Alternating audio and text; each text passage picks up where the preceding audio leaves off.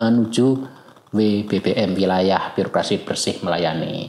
Kita dituntut untuk bekerja optimal dengan anggaran yang minimal.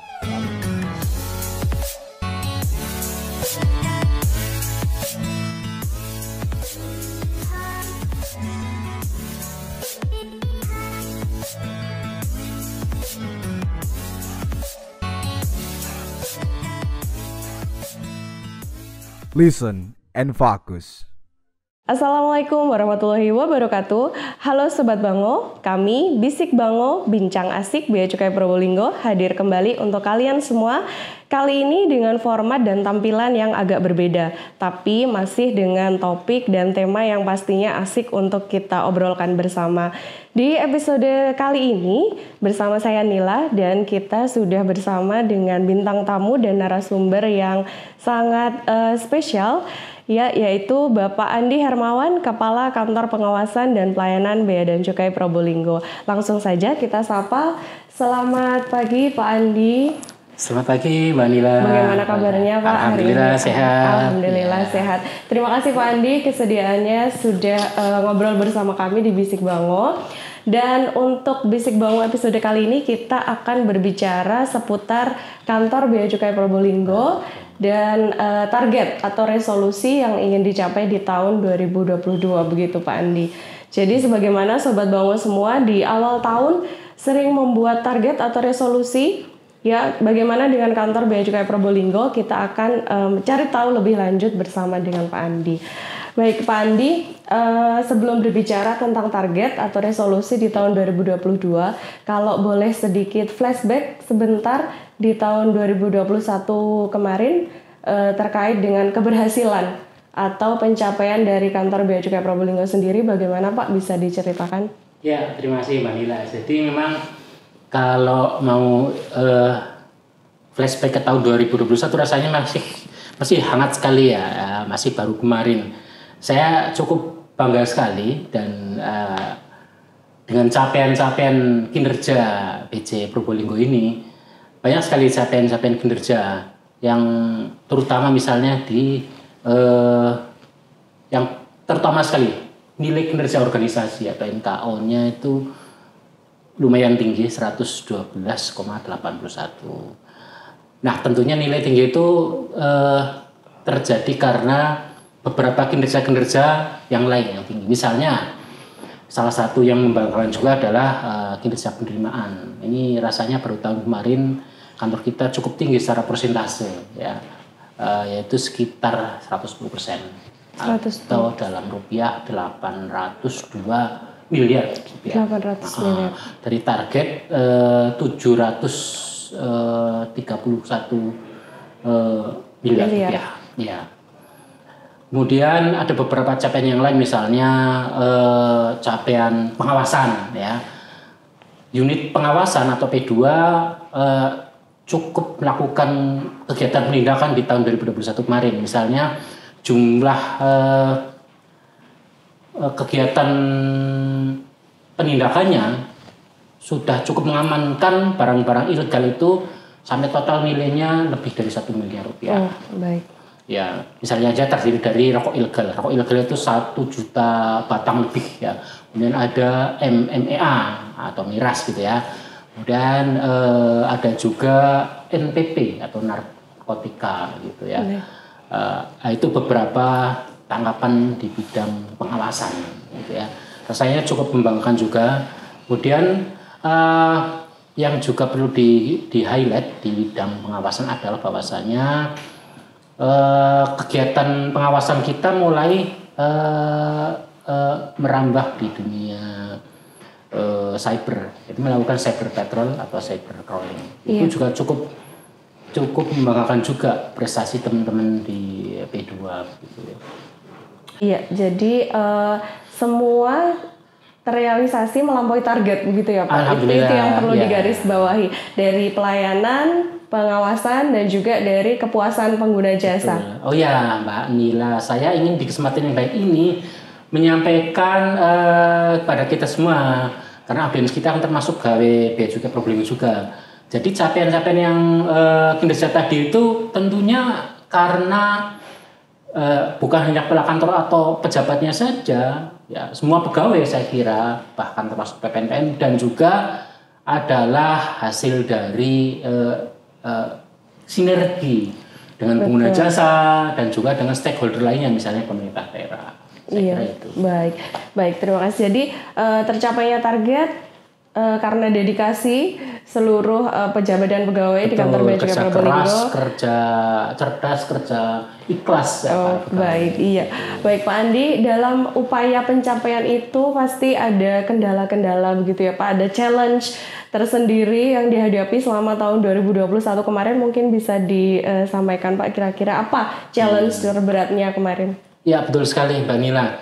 Rasanya tahun 2021 kemarin itu tantangannya saya masih ingat betul, terutama yang sama-sama kita semua rasakan, pandemi. Pasti itu kita rasakan sekali itu. Masa pandemi COVID ya Pak ya? Betul, di satu sisi kita harus melakukan tusi kita, melakukan kegiatan pelayanan dan pengawasan.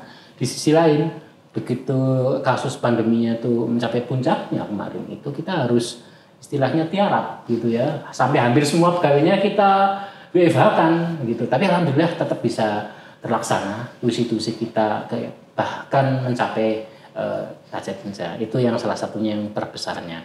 Kemudian juga ada kendala lain, yaitu karena sebagian besar layanan-layanan kita sudah menggunakan IT gitu ya.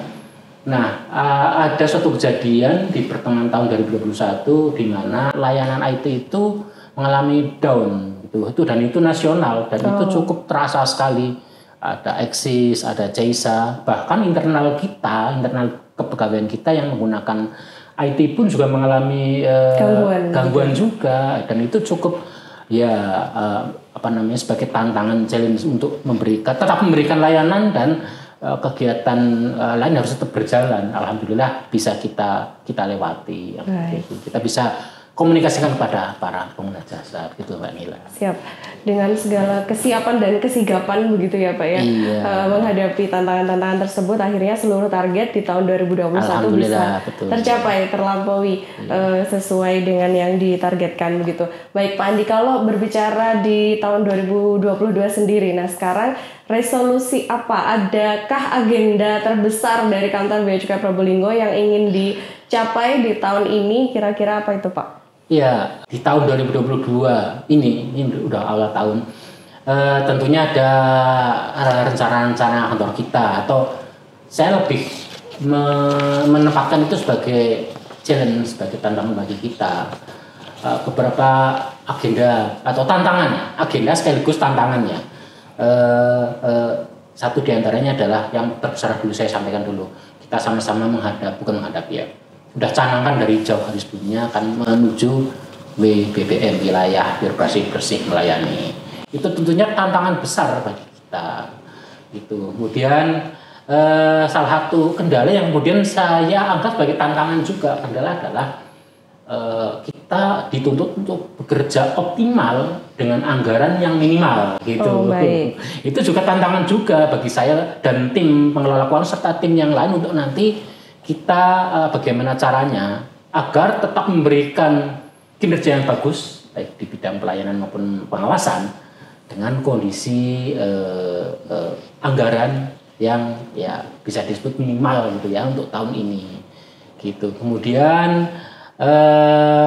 yang tetap saya kira dari tahun kemarin ada pandemi, saya kira tahun ini di awal tahun ini juga sudah mau mengarah ke pandemi juga, tapi saya kira kita semua ini sudah punya modal, artinya sudah punya pengalaman how to handle the pandemi gitu ya. Kita sudah cukup punya jurus-jurus gitu ya. Insya Allah nanti kita bisa menghandle pandemi itu. Saya kira yang paling terbesarnya itu kita ya. Terus capaian di tahun ini kita juga ditantang dengan target yang lebih tinggi. Misalnya target penerimaan di tahun ini kita ditargetkan yang lumayan tinggi, 831 miliar. Itu lebih besar dari tahun kemarin begitu. Betul Mbak, naiknya cukup signifikan itu. Itu challenge atau tantangan besar juga buat kita semua itu. Dan saya kira itu tantangan besar bagi kantor Bea Cukai Probolinggo. Baik, Pak Andi, ada target, ada agenda, ada rencana yang ingin direalisasikan. Seperti Pak Andi tadi bilang, di tahun 2022 kita masih ada tantangan masa pandemi begitu ya, dan iklim usaha yang mungkin masih dibilang masih belum terlalu pulih seperti itu ya Pak. Ada strategi khusus mungkin Pak dari Pak Andi yang diterapkan kepada seluruh pegawai di kantor Bea Cukai Probolinggo? Pasti nanti ada penyesuaian begitu ya Pak kalau pandemi, bagaimana strateginya supaya target-target atau agenda-agenda tersebut bisa terlaksana begitu Pak? Tadi sudah saya sampaikan ya, ada banyak hal yang menjadi tantangan kita, ada WPBM, target penerimaan yang besar, terus kemudian juga challenge kita bekerja secara optimal dengan anggaran yang minim. Semua itu saya kira sudah kita rencanakan, kita selalu rapatkan. Jadi yang nomor satu tentunya kita selalu berkoordinasi dan berkomunikasi dengan anggota, itu yang selalu saya sampaikan. Kemudian terkait dengan pandemi, terkait dengan pandemi tadi itu, kita akan selalu terus pantau perkembangan pandemi itu, dan tentunya strateginya adalah kita selalu sesuaikan ya dalam pelaksanaan sehari-hari. Misalnya jika nanti pandeminya sudah mulai meningkat dan sudah mulai banyak, sehingga mungkin kita berubah sedikit yang selama ini yang WFO banyak gitu ya, nanti mungkin dikurangi sampai ya. Misalnya jika terjadi lagi seperti tahun kemarin, kita udah pernah pengalaman punya seperti itu, insya Allah nanti kita WFH-kan hampir sebagian besar, dan kita WFO kan untuk yang pelayanan-pelayanan yang betul-betul prioritas harus dilayani. Itu terkait dengan pandemi. Terkait dengan keuangan tentunya kita akan prioritaskan kegiatan-kegiatan yang betul-betul punya dampak yang tinggi bagi kantor kita maupun bagi stakeholder kita. Misalnya kita juga akan sinergikan dengan stakeholder, misalnya pemerintah daerah ya, dalam hal misalnya pengelolaan dana bagi hasil cukai hasil tembakau DBHJHT. Itu akan membantu kita kalau kita bisa optimalkan dengan peran pemerintah daerah ya, misalnya kegiatan sosialisasi rokok ilegal. Itu saya kira akan efektif dan efisien dari segi pendanaan penganggaran itu kalau bisa bersama bersinergi dengan mereka. Kemudian kegiatan pengawasan ya, pemberantasan rokok ilegal itu juga akan kita tingkatkan ya dengan bersinergi dengan pemerintah daerah. Demikian juga misalnya terus kegiatan BBPM ya, dalam mencapai BBPM itu kita akan terus-menerus ya lakukan kegiatan-kegiatan ya yang mengingatkan kepada kita semua, pada para pegawai dan juga pada stakeholder nantinya, bahwasanya kantor Bea Cukai Probolinggo akan mencanangkan mencapai BBPM tahun 2022. Dan kepada internal pegawai kita tidak bosan-bosannya mengingatkan tentang integritas, tentang layanan, baik layanan pada eksternal maupun layanan pada internal pegawai. Saya kira itu akan terus-menerus kita lakukan, dan ya memang harga yang harus dibayar untuk mencapai itu ya cukup mahal, artinya perlu pengorbanan dari kita semua gitu ya. Saya kira mungkin itu, Mbak Nila. Iya, baik. Jadi koordinasi, komunikasi, dan bersinergi seperti itu ya Pak, sambil tetap menjunjung integritas dalam mengoptimalkan pelaksanaan tugas dan fungsi di kantor Bea Cukai. Saya ingat satu lagi Mbak Nila, ada satu lagi di tahun 2022 ini yang menjadi, yang insya Allah akan kita laksanakan juga. Kita akan mendukung program pemerintah ya, untuk lebih menggiatkan sektor UMKM, terutama sektor UMKM yang punya kontribusi atau punya peranan nanti untuk ekspor. Itu nanti akan kita laksanakan program pemerintah. Walaupun mungkin itu memang bukan visi utama Bea Cukai, tapi itu akan kita laksanakan nanti. Mendukung program pemulihan ekonomi nasional betul, gitu dalam ya Pak ya? Rangka program pemulihan ekonomi nasional. Oh baik, jadi memang TUSI Bea Cukai salah satunya bergerak di ekspor, jadi bisa mendukung begitu ya Pak ekspor, terutama dari UMKM di wilayah Probolinggo begitu. Wah, luar biasa sekali strategi-strategi yang diterapkan dalam mencapai target di tahun 2022. Pak, semoga semua agenda dan rencana bisa terlaksana dengan baik seperti itu Pak Andi. Dan yang pasti semua untuk bea cukai yang lebih baik. Seperti itu. Baik. Kami mengucapkan terima kasih sekali kepada Pak Andi sudah meluangkan waktu di tengah kesibukan untuk ngobrol bersama kami. Sehat selalu Pak Adi dan selamat menjalankan. Semoga kita tetap diberi kesehatan dan diberi perlindungan oleh Tuhan yang Maha Kuasa. Amin. Terima kasih. Selamat menjalankan aktivitas kembali untuk Pak Adi.